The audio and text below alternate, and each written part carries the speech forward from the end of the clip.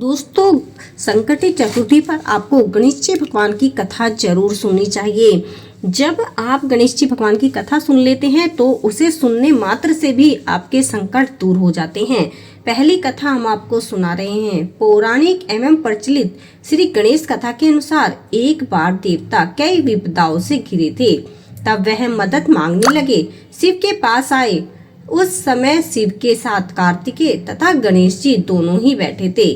देवताओं की बात सुनकर शिव जी ने कार्तिकेय व गणेश जी से पूछा कि तुम दोनों में से देवताओं के कष्टों का निवारण कौन कर सकता है। तब कार्तिकेय व गणेश जी दोनों ने ही स्वयं को इस कार्य के लिए सक्षम बताया।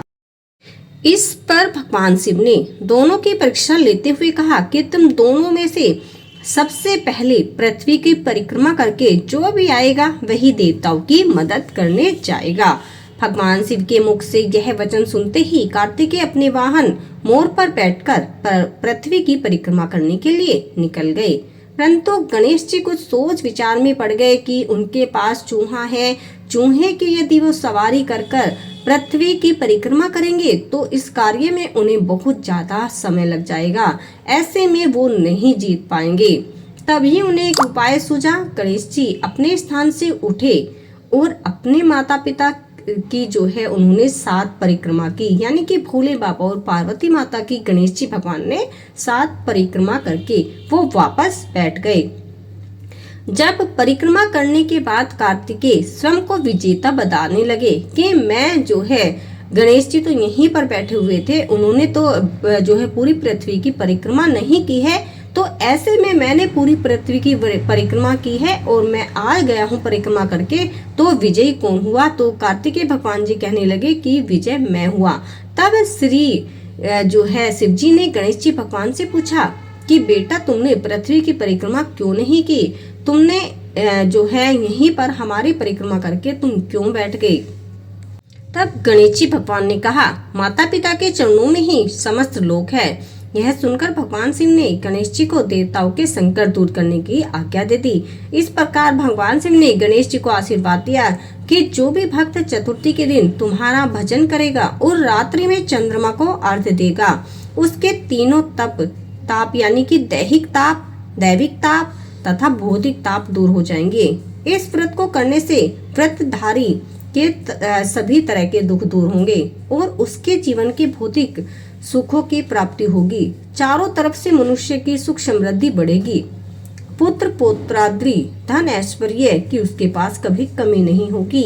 इसलिए इसे चतुर्थी का व्रत कहा जाता है। इसलिए इस दिन संकट चतुर्थी का व्रत किया जाता है। यदि आप चाहते हैं आपके ऊपर विघ्नहर्ता की कृपा बने, आपको गणेश जी भगवान का आशीर्वाद प्राप्त हो, तो आपको संकट चतुर्थी का व्रत जरूर करना चाहिए।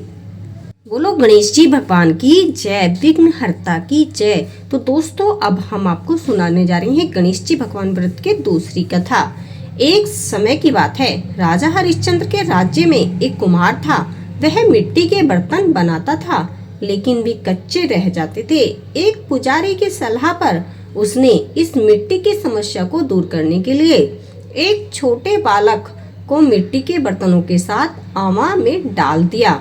उस दिन संकटी चतुर्थी का दिन था। उस बच्चे की माँ अपने बेटे के लिए परेशान थी। उसने गणेश जी से बेटे की सकुशलता की प्रार्थना की तथा प्रार्थना कर कहा कि हे गणेश जी भगवान, मेरे बच्चे को सकुशल मेरे पास पहुंचा दो। उसने संकट चतुर्थी का व्रत किया, साथ ही साथ विधि विधान से गणेश जी भगवान की पूजा की और तिलकुट का भोग भी गणेश जी भगवान को लगाया। जितना संभव था उसने दान पुण्य भी किया। दूसरे दिन जब कुम्हार ने सुबह उठकर देखा तो आमा में उसके बर्तन तो पक गए थे, लेकिन बच्चे का बाल बांका भी नहीं हुआ था। वह डर गया और राजा के दरबार में जाकर सारी घटना बताई। इसके बाद राजा ने उस बच्चे और उसकी माँ को बुलवाया, तो माँ ने सभी तरह के विघ्न को दूर करने वाली संकटी चतुर्थी का वर्णन किया। इस घटना के बाद से महिलाएं संतान और परिवार के सौभाग्य के लिए संकट चौथ का व्रत करने लगी हैं। तो यदि आप भी चाहते हैं आपके बच्चों पर आ रहे संकट टल जाए, मिट जाए, तो आपको भी संकटी चतुर्थी का व्रत जरूर करना चाहिए। जिस प्रकार गणेश जी भगवान ने उस माता के बच्चे की सुरक्षा की, उस प्रकार से हम सब माताओं के बच्चों की सुरक्षा करें। हमारे घर में धन धान्य के भंडार भरे, हमारे घर में रोगों को दूर करे। हे गणेश जी भगवान, कथा सुनने वाले और कथा पढ़ने वाले और कथा कहने वाले सबके धनों का भंडार भरना, सबके बच्चों की मंगल कामना करना, सबके बच्चों का जो है दुखों का हरण करना, सबके बच्चों को सही कार्य में लगाना। हे गणेश जी भगवान, जो भी आपकी इस वीडियो को लाइक और शेयर करेगा उसे आप अपने आशीर्वाद से परिपूर्ण कर देना, उसका घर धन धान्य से भर देना, उसके घर में संतान की सुख समृद्धि दे देना। यदि उसके पास संतान नहीं है तो आप उसे संतान की प्राप्ति करा देना। हे गणेश जी भगवान, उसकी मुंह मांगी इच्छा पूर्ण कर देना। हे विघ्नहर्ता, आप सभी के कष्टों का निवारण करते हैं। जिस प्रकार से जो भी भक्त इस वीडियो में आया है उसके भी कष्टों का निवारण करे। वीडियो को लाइक और शेयर जरूर करें भक्तों।